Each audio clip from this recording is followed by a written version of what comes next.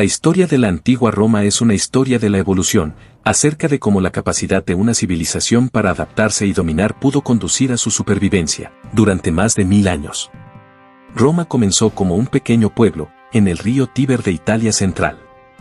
En los siglos siguientes se convirtió en un imperio que se extendía desde el Atlántico Norte hasta el Golfo Pérsico. Durante esta transformación, Roma mostró una destreza política, militar y cultural que le permitió convertirse en una superpotencia y ayudó a dar forma a lo que se conocería como la civilización occidental. La vida de la antigua Roma se puede dividir en 3 periodos principales: el regal, el republicano y el imperial. Durante el periodo regal, Roma fue gobernada por una sucesión de aproximadamente 7 reyes. El primer rey de Roma, según la leyenda, fue un hombre llamado Rómulo. Se dice que él y su hermano gemelo Remo fundaron Roma en el año 753 a.C.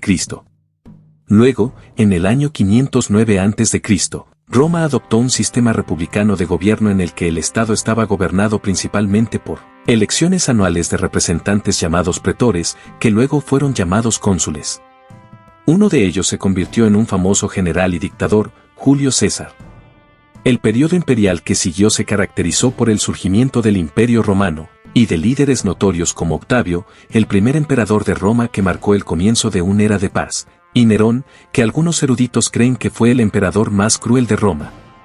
El enfoque y el orgullo de Roma en su ejército fue vital para el crecimiento de las civilizaciones, y este espíritu fue evidente en el periodo real, cuando Roma comenzó un proceso de expansión y anexión lentamente.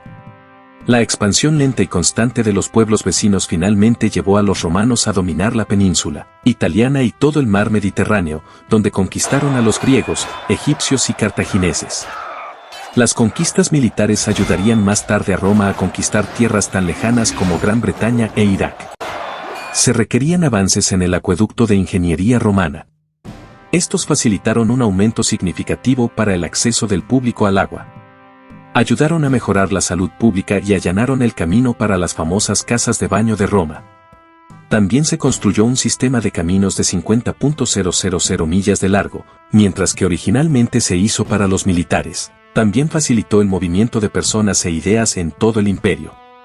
Esta transmisión de ideas y un mayor contacto con diversas culturas permitió que otros aspectos de la cultura romana evolucionaran. Una clave para el éxito de Roma en la longevidad fue la inclusión del imperio de culturas de las tierras que conquistaron de la cercana tierra del Lacio. Roma adquirió el idioma latino que se convirtió en el idioma oficial del imperio y el antepasado de las lenguas romances de Europa. Los romanos también adoptaron aspectos culturales del antiguo estado de Etruria, incluido su alfabeto religioso y el espectáculo del combate de gladiadores. Sin embargo, ninguna otra civilización influyó tanto en los romanos como los antiguos griegos. Su influencia es probablemente más evidente en el arte y en el legendario Arco de Roma.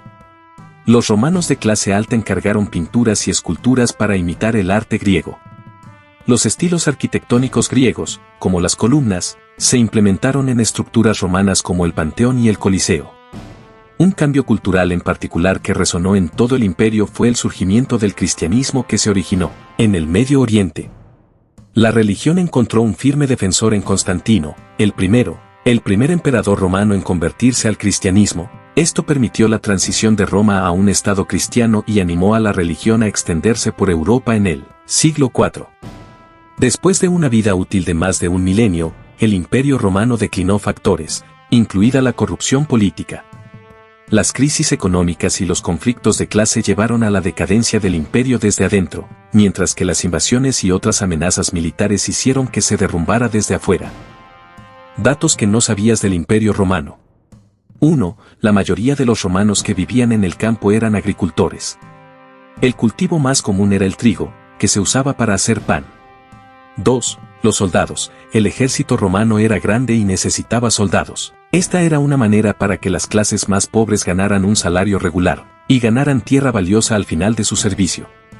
Era una buena forma para que los pobres aumentaran su estatus. 3. Los artesanos, desde hacer platos y ollas, hasta fabricar joyas finas y armas para el ejército. Los artesanos eran importantes para el imperio. Algunos artesanos trabajan en tiendas individuales y aprendieron un oficio específico, generalmente de su padre. Hasta la próxima.